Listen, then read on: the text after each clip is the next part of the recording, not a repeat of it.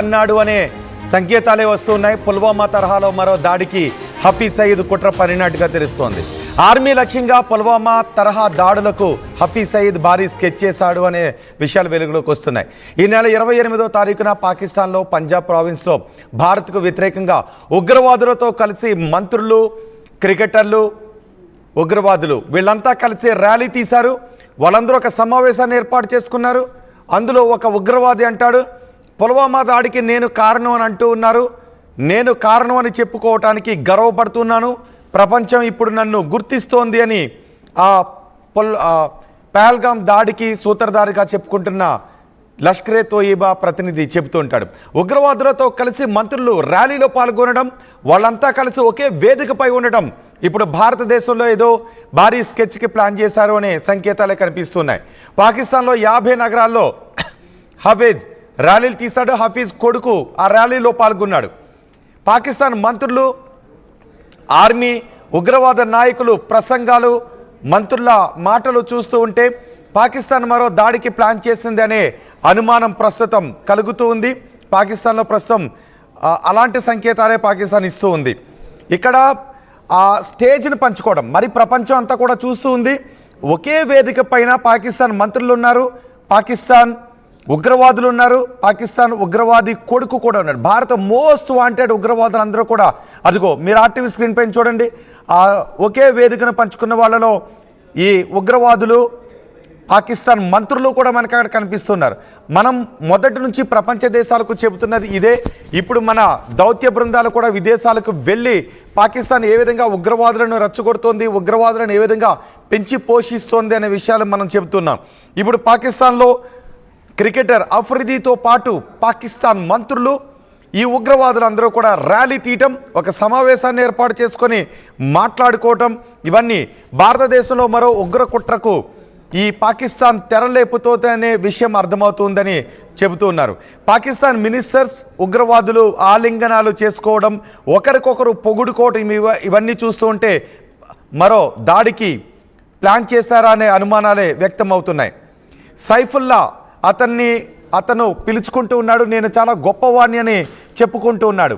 సైఫుల్లా ఈ ఉగ్రవాది కూడా లష్కరే తోయిబా కీలక నేత. సైఫుల్లా అంటాడు, ఈ పహల్గామ్ దాడికి నేనే కారణం అని అంటూ ఉన్నారు. సో ఈ పహల్గామ్ దాడికి నేను కారణం అనడం ద్వారా నా పేరు ప్రపంచానికి తెలుస్తోంది, నేను చాలా గొప్పగా ఫీల్ అవుతున్నాను అని ఈ సైఫుల్లా చెప్తున్నాడు. మొదటి బాక్స్లో మీరు చూడండి, క్రికెటర్ షాహిద్ అఫ్రిది ఆ ర్యాలీలో పాల్గొన్నాడు. అక్కడ ఉన్న ప్రజలందరికీ కూడా అభివాదం చేసుకుంటూ వెళ్తున్నారు. నిజానికి ఇక్కడ ఏమైంది అంటే సైన్యంలో ధైర్యం చచ్చిపోయింది. పాకిస్తాన్ సైన్యంలో ఒక పక్క ధైర్యం చచ్చిపోయింది. మనం ఆల్రెడీ నీళ్లు ఆపేయడంతో ప్రజలు తిరగబడే పరిస్థితి వచ్చింది.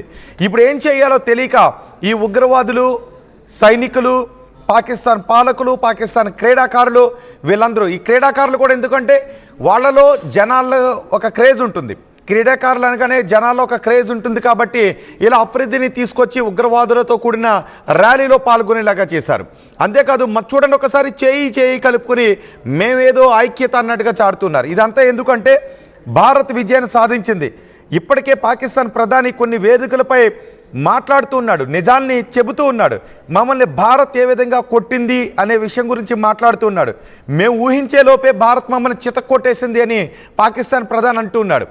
ఈ మాటలన్నీ కూడా పాకిస్తాన్ ప్రజల్లో కొంత అభద్రతా భావాన్ని, పాలకులపై హేమైన భావాన్ని పెంచే విధంగా ఉన్నాయి. అంతేకాదు భారతే వెనక వెళ్ళిపోతే నీళ్ళు ఎందుకు ఇవ్వట్లేదు అని పాకిస్తాన్ ప్రజలు ఈ పాలకులను అడుగుతున్నారు. ఇప్పుడు పాకిస్తాన్ ఏం చెప్తోంది, మనం భారత్పై విజయాన్ని సాధించామని చెప్తోంది. మరి విజయాన్ని సాధించిన వాళ్ళైతే నీళ్లు పట్టుకురావాలి కదా అని వాళ్ళ ప్రజలు అడుగుతూ ఉన్నారు. అవును కదా అని నాలుక ఖర్చుకున్న ఈ పాకిస్తాన్ పాలకులు నీళ్లను పట్టుకొస్తాం, లేదంటే రక్తాన్ని పారిస్తామంటూ మళ్ళీ పిచ్చికోతలకు వస్తూ ఉన్నారు. అందుకే ఇప్పుడు పాకిస్తాన్ ప్రజల్లో ఒక ధైర్యాన్ని తీసుకొచ్చే విధంగా, మళ్ళీ పాకిస్తాన్ ప్రజల్లో వాళ్ళ పాలకులపై కొంత నమ్మకాన్ని కలిగించే విధంగా చేసేటటువంటి చర్యలకు పాల్పడుతున్నారు. అందులో తోడు దొంగలు అందరూ కూడా కలిసి ఇలా వేదికలను పంచుకుంటున్నారు. ఆ వేదికపై పంచుకున్న దొంగల్లో పాకిస్తాన్ పాలకులు ఉన్నారు, పాకిస్తాన్ ఉగ్రవాదులు ఉన్నారు, పాకిస్తాన్ క్రీడాకారులు ఉన్నారు. సో వీళ్ళందరూ కలిసి అక్కడ ఉండి పాకిస్తాన్ సైనికులు ఉన్నారు. చూడండి ఒకసారి పాకిస్తాన్ జెండాలు పట్టుకుని రోడ్ల పైన పాకిస్తాన్ పాలకులు చెప్పే మాటల్ని వింటూ పాపం తలలు ఊపుతూ ఉన్నారు. వాళ్ళని చూస్తూ ఉంటే మీకు ఏమనిపిస్తుందో ఏం గుర్తుకొస్తుందో మీరు కామెంట్ బాక్స్లో తెలియచేయండి. మా ప్రతినిధి మధు ఉన్నారు పూర్తి సమాచారం అందించడానికి.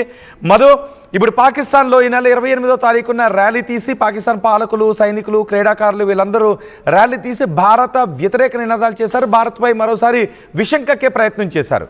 దీంతో కొన్ని అనుమానాలు వ్యక్తమవుతున్నాయి. భారత్పై మరో ఉగ్రదాడికి ప్లాన్ చేస్తున్నారని గతంలో కూడా మనం చూసాం. మునీర్ మీద వ్యక్తమవుతున్నటువంటి వ్యతిరేక భావాన్ని తొలగించుకోవటానికి భారతదేశంపై విషం కక్కి భారత వ్యతిరేక మాటలు మాట్లాడి పెహల్గాం దాడికి ఇదంతా కూడా ప్లాన్ చేశారు. తనపై వస్తున్నటువంటి వ్యతిరేకతను పక్కదారి పట్టించడానికి. ఇప్పుడు పాకిస్తాన్లో పాలకులపై వ్యతిరేకత వస్తుంది, సైనికులపై వ్యతిరేకత వస్తుంది, ఈ ఉగ్రవాదులపై అసహ్యం కలుగుతుంది. కానీ వీళ్ళందరూ కలిసి ఇప్పుడు మళ్ళీ సమావేశం కావడం, ఏదో ఒక దాడికి ప్లాన్ చేస్తున్నారని అనుమానాలు వ్యక్తమవుతున్నాయి. సో ఎలా చూడాలి దీన్ని?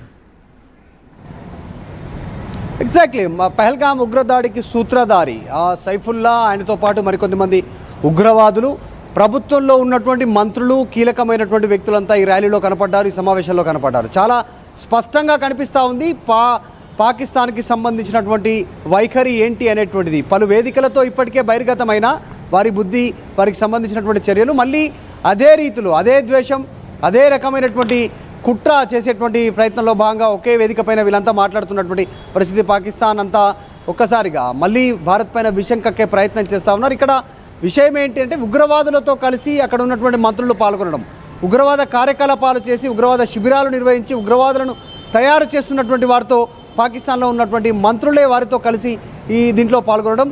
సైఫుల్లా ఖాన్ భారత్ పైన విషం కక్కే ప్రయత్నం చేశారు. ముఖ్యంగా హఫీజ్ సయ్యద్ సంబంధించినటువంటి అత్యంత కీలకమైనటువంటి ఉగ్రవాదాలలో కీలకమైనటువంటి వ్యక్తి, ఉగ్రవాద కార్యకలాపాలు పోషించేటువంటి వ్యక్తులు.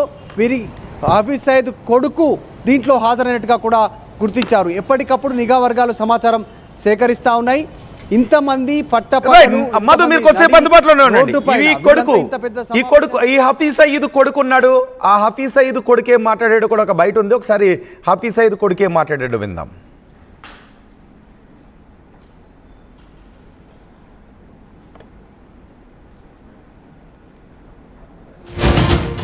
मेरे मोहतरम भाइयों, आज का आने वाला 28 मई ये बुनियान मरसूस के साथ आया है।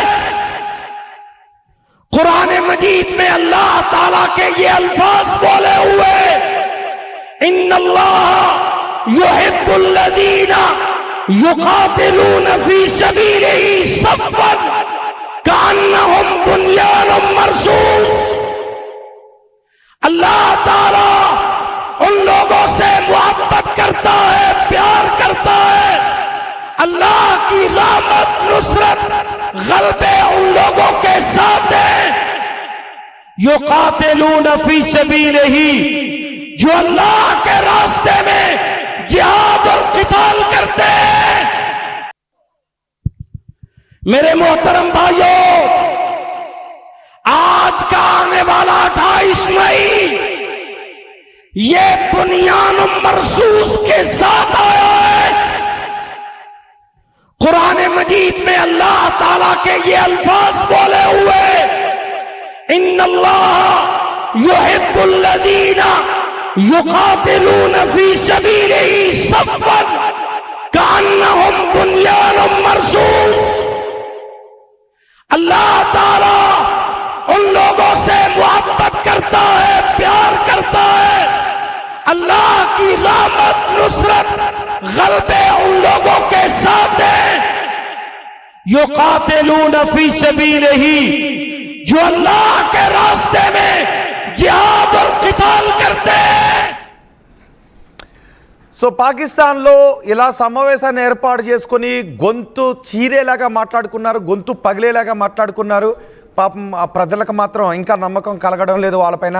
వాళ్ళు ఒక్కటే అడుగుతున్నారు, యుద్ధంలో మీరు విజయాన్ని సాధిస్తే నీళ్లు పట్టుకురండి అని అడుగుతున్నారు. దానికి పాపం వాళ్ళకి ఏం సమాధానం చెప్పాలో అర్థం కావట్లేదు. మనమా వాళ్ళకి నీళ్ళు ఇచ్చే అవకాశం లేదు.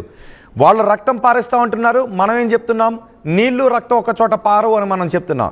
శాంతి నీళ్లు ఒక చోట పారితే తప్ప నీళ్లు రక్తం ఒక చోట పారు అని మనం చెప్తున్నాం. ఇప్పుడు పాకిస్తాన్ పాలకులకు జనాలకి ఏం చెప్పాలో అర్థం కావడం లేదు. మనం యుద్ధంలో విజయాన్ని సాధించామని ఆ పనికి మాలిన పాకిస్తాన్ పిఎం మాట్లాడుతూ ఉంటే పాపం ఆ ప్రజలు చెప్పింది వింటూ ఉన్నారు.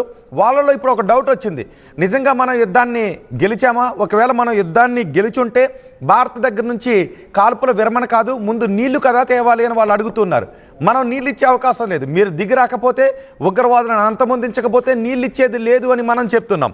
అందుకే ఇప్పుడు ప్రజల్లో వాళ్ళు ఎటువంటి సంకేతాలు పంపించాలనుకున్నారు అంటే, ఇదిగో ఉగ్రవాదులతో కలిసి వాళ్ళందరూ కూడా లష్కరే తోయిబా నేతలు, లష్కరే తోయిబా